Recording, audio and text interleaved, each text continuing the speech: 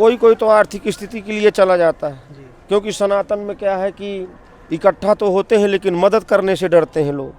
कोई अगर मान के चलो कोई दलदल में फंसा हो तो उसको एक बार निकाल देंगे, 2 बार निकाल देंगे। अब वो बार बार दलदल में फंस रहा है तो फिर वो नहीं निकालते, बार बार 1-2 बार मदद करते हैं।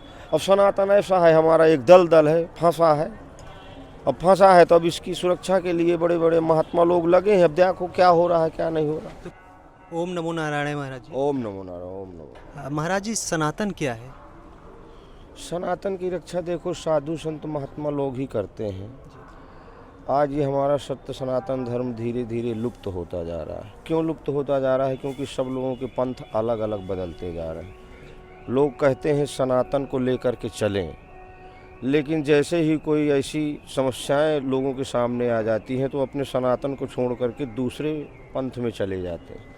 ऐसा नहीं करना चाहिए, क्योंकि ये आर्यावर्त है, यहाँ सत्य सनातन धर्म की ही स्थापना हुई थी। आज गुरु शंकराचार्य के द्वारा ही यहाँ हुआ था।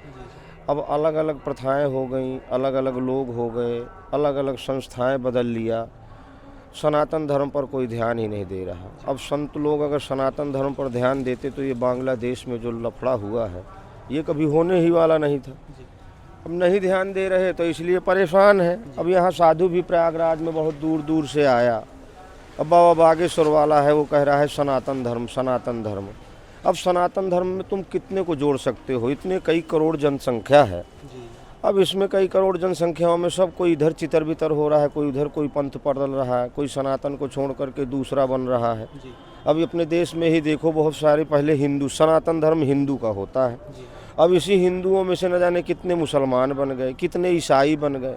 सब लोग अलग अलग अलग अलग अलग अलग जो है अलग अलग सब हो गए, सब अलग अलग बदलते जा रहे हैं दिन प्रतिदिन। अब देखो, अब लगे हैं शंकराचार्य लोग, बड़े बड़े पीठाधीश्वर लोगों का मत है कि अब धीरे धीरे जो है अपनी जो संस्था है सनातन धर्म की, इसको आगे बढ़ाया जाए। अब इसको आगे बढ़ाने के लिए जनता की ज़रूरत है। अब जनता है तो जनता हो तो जाती है इकट्ठा, लेकिन वही क्या कहें कि सिंघनी के 2-4 लड़ैया के 100। तो सिंघनी वाले जो हों तो बेचारे डटे रहें, जो लड़ैया वाले हों वो भग जाऊं। अब पता चला किसी को 4 दिन खाने के लिए नहीं मिला तो वो कहता है सनातन छोड़ के मेरी धर्म में आ जा, 4 दिन के लिए मैं तेरी जीवन भर सेवा करूँ। इसी पंथ में वो बदल जाते हैं। इसका मतलब जो सनातन को छोड़ रहे हैं, दूसरे धर्म को या दूसरे पंथ को अपना रहे हैं, तो कहीं ना कहीं कि वो अपने पेट के लिए या फिर अपनी आर्थिक स्थिति के लिए, कोई कोई तो आर्थिक स्थिति के लिए चला जाता है। क्योंकि सनातन में क्या है कि इकट्ठा तो होते हैं लेकिन मदद करने से डरते हैं लोग। कोई अगर मान के चलो कोई दलदल में फंसा हो तो उसको एक बार निकाल देंगे, 2 बार निकाल देंगे। अब वो बार बार दलदल में फंस रहा है तो फिर वो नहीं निकालते, बार बार 1-2 बार मदद करते हैं। अब सनातन ऐसा है, हमारा एक दलदल है, फंसा है। अब फंसा है तो अब इसकी सुरक्षा के लिए बड़े बड़े महात्मा लोग लगे हैं। अब देखो क्या हो रहा है क्या नहीं हो रहा। तो क्या सिर्फ महात्मा लोग ही सुरक्षा करेंगे तभी हो पाएगा कि सबको आना पड़ेगा आगे? अब ये महात्मा देखो, एक आगे होता है, जनता पीछे होती है। जब हम आगे होंगे तो जनता पीछे रहेगी। और हम ही आगे होकर के पता चला यहाँ से 4 गैल फूटी रास्ताएं हैं, अब हम दूसरी तरफ हो गए, वो तीसरी तरफ हो गए, वो चौथी तरफ हो गया, तो सनातन बट न गए।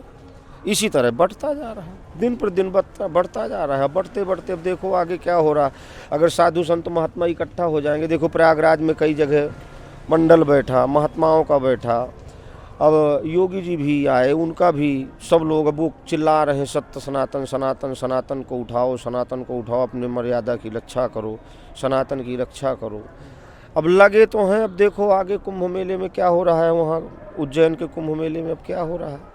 अच्छा महाराज जी, धर्म की तो कई परिभाषाएं हैं, कई परिप्रेक्ष्य हैं, तो आपके नज़र में धर्म की क्या परिभाषा है? हमारे धर्म की यही परिभाषा है कि गौओं पर, ब्राह्मणों पर, साधु संतों पर दया करो, अपने से गरीब है, लाचार है, उसकी मदद करो, और जो है धर्म की रक्षा करो। अपने सत्य सनातन धर्म के जो वेद शास्त्र हैं उनको जलाओ मत। देखा होगा बांग्लादेश में हमारे शास्त्रों को जला दिया, फेंक दिया, नदियों में फेंक दिया, मतलब उल्टे सीधे सब इधर का उधर चितर बितर कर दिया। इनकी रक्षा करना ही अपना सनातन का धर्म है। मान के चलिए हम पुस्तक अगर नहीं पढ़ेंगे तो कैसे अधिकारी बनेंगे? पुस्तक पढ़ करके ही बच्चा अधिकारी बनता है। तब पुस्तकें ही नहीं रह जाएंगी सनातन की तो बस उल्टे सीधी रह जाएंगी, तो उन्हीं का अध्ययन करेगा बालक, उन्हीं को पढ़ेगा। इसीलिए धीरे धीरे सनातन लुप्त होता जाए, जी सनातन लुप्त हो जाएगा। अकाल दुकाल महामारी प्रकोप आएगा। ये भगवान की फिर लीला तो कोई नहीं जानता। अब प्रभु की लीला तो वो क्षण भर में क्या कर दे। अब अपन लोग, हमको इसलिए भेजा मृत्युलोक में कि हम अपने सनातन की रक्षा करें। लेकिन अब अगर हम लोग कितना रक्षा कर सकते हैं? एक व्यक्ति जो है 5 किलो, 10 किलो, 25-50 किलो वजन उठा सकता। अब कुंटल 2 कुंटल का वजन तो उठा नहीं सकता। लेकिन अगर वो मदद करना चाहे, 4 लोग अगर सामूहिक आ जाएं और 4 लोग मिल करके अगर कोई कार्य करना चाहें तो हो सकता है। अच्छा, महाराज जी मोक्ष क्या है? मोक्ष देखो ऐसा है, कोई तो कई प्रकार से मोक्ष होते हैं। कोई अंतःकरण की आत्मा से भजन करता है, कोई खुली भक्ति करता है, कोई जंगलों में रह करके तपस्या करता है मोक्ष की गति को पाने के लिए। कि भाई ये पंच भौतिक शरीर है, ये बार बार पुण्य पुण्य जन्म पुण्य पुण्य मरणम, बार बार जन्म लेता है, मरता है। लेकिन मरने के बाद अगर जन्मत मरण दुसह दुख, जन्म के समय और मृत्यु के समय 2 जगह प्राणी को सुख मिल गया तो ये समझ लो कि उसके कर्म अच्छे हैं, उसका धर्म अच्छा है, उसका नियम अच्छा है, उसका पूजा पाठ आचार विचार अच्छा है, इसलिए उसे सुख मिल रहा है। एक देखो, एक करोड़पति आदमी है, सब कुछ होते हुए पर भी यहाँ कई ऐसे देखा होगा आप लोगों ने, प्रयागराज में बैठे हैं बेचारे एक तरफ। बाद में जब उनसे पता चले कि तुम कौन हो तो बोलते हैं हम फलाने, हम ढिकाने। वो किस लिए बैठे हैं? वो मोक्ष की प्राप्ति की। ये पंचभौतिक शरीर में किसी प्रकार का कोई दुख ना हो, जैसे आए हैं वैसे ही चले जाएं तो ज़्यादा अच्छा है। पता चला कोई खाट में लग के मरा तो क्या मतलब निकला फिर मोक्ष की प्राप्ति। महाराज जी एक चीज़ और देखे हैं, यहाँ पर जितने भी हम कई साधु संत और गुरुमूर्ति से मिले हैं तो काफ़ी हाईली एजुकेटेड लोग बोलते हैं कि साधु संत जो होते हैं, सन्यासी जो होते हैं, इलिटरेट होते हैं, अनपढ़ होते हैं। लेकिन मैं तो अभी जितना अनुभव किया हूँ ऐसा कुछ नहीं रहा। तो आपका क्या इस पर विचार है? देखो, पहले के जो साधु संत थे तो उनको ज़्यादा अध्ययन करने की ज़रूरत नहीं थी। वो जंगलों में जा कर के सिर्फ परमात्मा का ही भजन करते थे। देखो, प्रहलाद थे, ध्रुव थे, अब छोटी छोटी उम्र अवस्थाओं में भगवान को प्राप्त कर लिया। क्यों प्राप्त कर लिया? क्योंकि एक ही लक्ष्य था उन्हें, उस लक्ष्य की तरफ वो बढ़े तो मिले, प्राप्त हुए भगवान उनको। इसी प्रकार इस कलयुग का प्राणी है, बैठा है, भजन कर रहा है अपनी मोक्ष की प्राप्ति के लिए कि परमात्मा हमें इस संसार में दोबारा जन्म ना मिले, आप अपने लोक में चले जाएं और किसी लोक में वास करें। लेकिन ये मृत्युलोक में क्या है? ये मलिक्ष राज्य है। यहाँ सब एक हो गया, सब लोग खिचड़ी हो गए, कोई किसी को नहीं मानता। माँ नहीं मात पिता नहीं देवा, संतन से करुआवें सेवा, जाके यह आचरण भवानी ते जानहु निश्चर संपाणी। ऐसे जिसके आचरण विचार देखो तो समझ लो कि ये निशाचर है। रूपे मन संपन्ने विद्या कुलभूषण, श्रद्धाहीनम क्रियाहीनम निर्गंधा जिम कुंकुशा। रूप से संपन्न हो, विद्या की खदान हो, श्रद्धा और क्रिया कर्मों से हीन प्राणी बेकार होता है। जैसे खाखरे के पुष्प में खुशबू नहीं होती, ना किसी देवी देवता में चढ़ता, इसी प्रकार मनुष्य का जीवन है, बेकार है, निरर्थक है। उसका मनुष्य का शरीर तो मिला, लेकिन मिलने के बाद में भी उसको सार्थक नहीं कर पाए। शरीर मिलने के बाद में पंचभौतिक शरीर मिला है, इसको सार्थक बनाना पड़ता है। इसको सार्थक बनाने के लिए तप करना पड़ता है, तपस्याएं करना पड़ता है, वाणियों का सुधार करना पड़ता है, 4 लोगों को अच्छे उपदेश देना पड़ता है, उनको अपने रास्ता पे लाना पड़ता है कि अपने सनातन को मत छोड़ो, क्योंकि सनातन को छोड़ दोगे तो भटक जाओगे।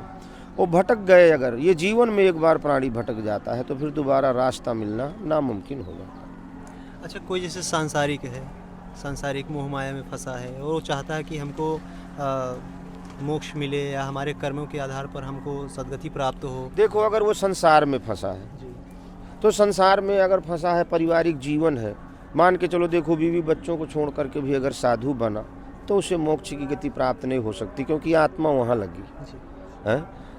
उसको अगर उसकी आत्मा नहीं लगी तो बच्चों की आत्मा लगी है कि भाई हमारा जो प्रतिपालक है वो तो चला गया, जन्म तो दे दिया, लेकिन जन्म देने के बाद में कुछ दिन तक तो उनकी सुरक्षा करना हमारा धर्म होता है।